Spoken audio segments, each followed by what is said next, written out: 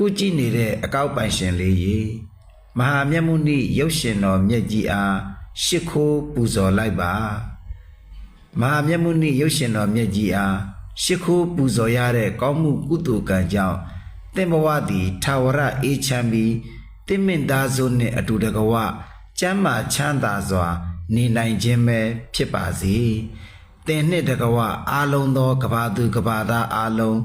ကိုဤကျမ်းမာခြင်းစိတ်ဤချမ်းသာခြင်းနှင့်ပြည့်စုံပြီးကောင်းကျိုးလိုရာဆန္ဒတွေပြည့်စုံပါစေလို့ဆုတောင်းပေးလိုက်ပါတယ်ခင်ဗျာဒီဖိုင်လေးကြည့်ပြီးအကျိုးရှိမယ်ဆိုလို့ရှိရင်သင်ရဲ့ကောင်းမှုကုသိုလ်တွေ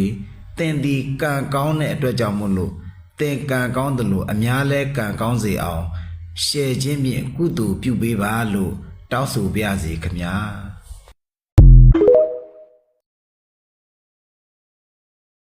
ခုကြည့်နေတဲ့အကောက်ပိုင်ရှင်လေးရေမဟာမြတ်မုနိရုပ်ရှင်တော်မြတ်ကြီးအားရှ िख ိုးပူဇော်လိုက်ပါမဟာမြတ်မုနိရုပ်ရှင်တော်မြတ်ကြီးအားရှ िख ိုးပူဇော်ရတဲ့ကောင်းမှုကုသိုလ်ကံကြောင့်သင်ဘဝသည်ထာဝရအေးချမ်းပြီးတင့်မင်သားစုနှင့်အတူတကွ